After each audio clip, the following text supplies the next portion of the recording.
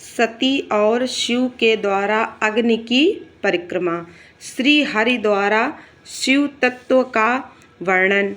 शिव का ब्रह्मा जी को दिए हुए वर के अनुसार वेदी पर सदा के लिए अवस्थान तथा शिव और सती का विदा और कैलाश पर जाना।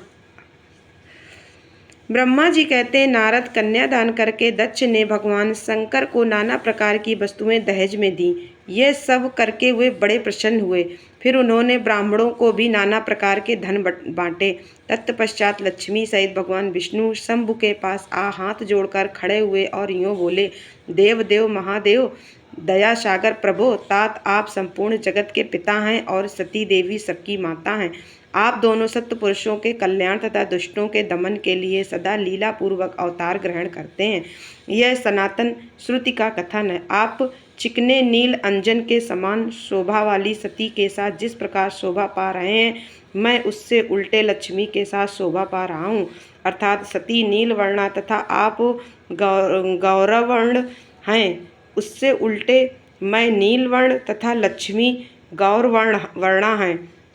नारद, मैं देवी सती के पास आकर ग्रह सूत्रोक्त विधि से विस्तार पूर्वक सारा अग्निकार कराने लगा। मुझ आचार्य तथा ब्राह्मणों की आज्ञा से शिवा और शिव ने बड़े हर्ष के साथ विधि पूर्वक अग्नि की परिक्रमा की। उस समय वहाँ बड़ा अद्भुत उत्सव मनाया गया। गाजे बाजे और नृत्य के साथ होने वाला वह उत्सव सबको बड़ा सुखद जान पड़ा। तदनंतर भगवान विष्णु बोले, सदाशिव, मैं आपकी आज्ञा से यहाँ शिव तत्व का वर्णन करता हूँ। समस्त देवता तथा दूसरे दूसरे मुनि अपने मन को एकाग्र करके इस विषय को सुने। भगवान, आप प्रधान और अप्रधान प्रकृति और उससे अतीत हैं। आपके अनेक भाग हैं, फिर भी आप भाग रहित हैं। ज्योतिर्मय स्वरूप वाले आप परमेश्वर के ही हम तीनों देवता अंश हैं। आप कौन, मैं कौन और ब्रह्मा कौन है? आप परमात्मा के ही ये तीन अंश हैं, जो सृष्टि पालन और संहार करने के कारण यह दूसरे से भिन्न प्रतीत होते हैं। आप अपने स्वरूप का चिंतन कीजिए। आपने स्वयं ही लीला पूर्वक शरीर धारण किया है। आप निर्गुण ब्रह्मा रूप से एक हैं। आप ही सगुण ब्रह्मा हैं और आप हम ब्रह्मा विष्णु तथा रुद्र तीनों आपके अंश हैं। जैसे एक ही शरीर के भिन्न भिन्न अवयव मस्तक, ग्रीवा आदि नाम धारण करते हैं, तथापि उस शरीर से वे भिन्न नहीं है, उसी प्रकार हम तीनों अंश आप परमेश्वर के ही अंग हैं, जो ज्योतिर्मय आकाश के समान सर्वव्यापी एवं निर्लेप स्वयं ही अपना धाम, पुराण, कूटस्थ, अव्यक्त, अनंत, नित्य तथा दीर्घ आदि विशेषणों से रहित निर्विशेष ब्रह्मा हैं और वही आप शिव हैं। अतः आप ही सब कुछ हैं। ब्रह्मा जी कहते हैं, मुनीश्वर, भगवान विष्णु की यह बात सुनकर महादेव जी बड़े प्रसन्न हुए। तदनंतर उस विवाह यज्ञ के स्वामी यजमान परमेश्वर शिव प्रसन्न हो लौकिक गति का आश्रय ले हाथ जोड़कर खड़े हुए। मुझ ब्रह्मा से प्रेम पूर्वक बोले। शिव ने कहा, ब्राह्मण, आपने सारा वैवाहिक कार्य अच्छी तरह संपन्न करा दिया। अब मैं प्रसन्न हूँ। आप मेरे आचार्य हैं, बताइए आपको क्या दक्षिणा दूँ? सूर्यज्येष्ठ, आप उस दक्षिणा को मांगिए। महाभाग, यदि वह अत्यंत दुर्लभ हो तो भी उसे शीघ्र कहिए। मुझे आपके लिए कुछ भी अदेय नहीं है। मुने भगवान शंकर का यह वचन सुनकर मैं हाथ जोड़ विनीत चित्त से उन्हें बारंबार प्रणाम करके बोला, देवेश, यदि आप प्रसन्न हो और महेश्वर, यदि मैं वर पाने के योग्य हूँ तो प्रसन्नता पूर्वक जो बात कहता हूँ उसे आप पूर्ण कीजिए। महादेव, आप इसी रूप में इसी वेदी पर सदा विराजमान रहें, जिससे आपके दर्शन से मनुष्यों के पाप धुल जाएं। चंद्रशेखर, आपका सानिध्य होने से मैं इस वेदी के समीप आश्रम बनाकर तपस्या करूं, यह मेरी अभिलाषा है। चैत्र के शुक्ल पक्ष की त्रयोदशी को पूर्वा फाल्गुनी नक्षत्र में रविवार के दिन इस भूतल पर जो मनुष्य भक्ति भाव से आपका दर्शन करे, उसके सारे पाप तत्काल नष्ट हो जाएं, विपुल पुण्य की वृद्धि हो और समस्त रोगों का सर्वथा नाश हो जाए। जो नारी दुर्भगा वंध्या कानी अथवा रूपहीना हो, वह भी आपके दर्शन मात्र से ही अवश्य निर्दोष हो जाए। मेरी यह बात उनकी आत्मा को सुख देने वाली थी।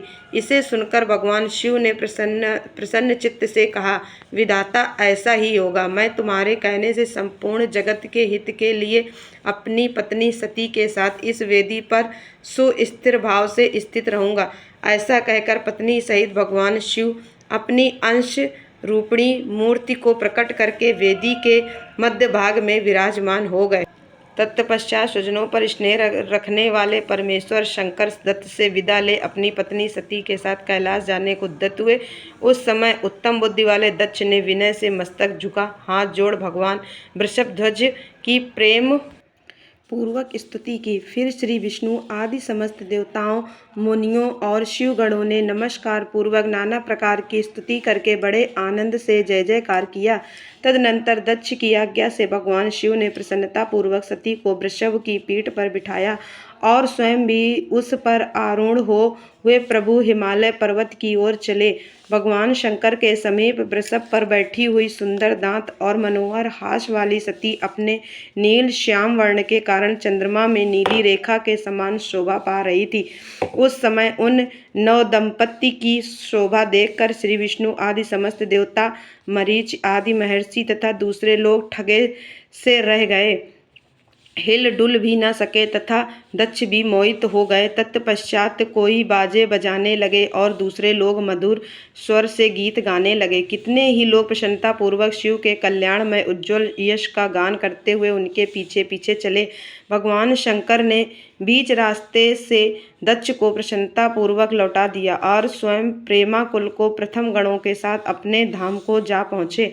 यद्यपि भगवान शिव ने विष्णु आदि देवताओं को भी विदा कर दिया था, तो भी वे बड़ी प्रसन्नता और भक्ति के साथ पुनः उनके साथ हो लिए। उन सब देवताओं प्रथम गणों तथा अपनी पत्नी सती के साथ हर्ष भरे शंभु हिमालय पर्वत से सुशोभित अपने कैलाश धाम में जा पहुँचे। वहां जाकर उन्होंने देवताओं, मुनियों तथा दूसरे लोगों का बहुत आदर सम्मान करके उन्हें प्रसन्नता पूर्वक विदा किया। शंभु की आज्ञा ले वे विष्णु आदि सब देवता तथा मुनि नमस्कार और स्तुत करके मुख पर प्रसन्नता की छाप लिए अपने अपने धाम को चले गए। सदा शिव का चिंतन करने वाले भगवान शिव भी अत्यंत आनंदित हो हिमालय के शिखर पर रहकर अपनी पत्नी दक्ष कन्या सती के साथ विहार करने लगे। सूत जी कहते, मुनियों, पूर्व काल में स्वयंभू मनवंतर में भगवान शंकर और सती का जिस प्रकार विवाह हुआ वह सारा प्रसंग मैंने तुमसे कह दिया। जो विवाह काल में यज्ञ में अथवा किसी भी शुभ कार्य के आरंभ में भगवान शंकर की पूजा करके शांत चित्त से इस कथा को सुनता है, उसका सारा कर्म तथा वैवाहिक आयोजन बिना किसी विघ्न बाधा के पूर्ण होता है और दूसरे शुभ कर्म में भी सदा निर्विघ्न पूर्ण होते हैं। इस शुभ उपाख्यान को प्रेम पूर्वक सुनकर विवाहित होने वाली कन्या भी सुख, सौभाग्य, सुशीलता और सदाचार आदि सद्गुणों से संपन्न साध्वी स्त्री तथा पुत्रवती होती है।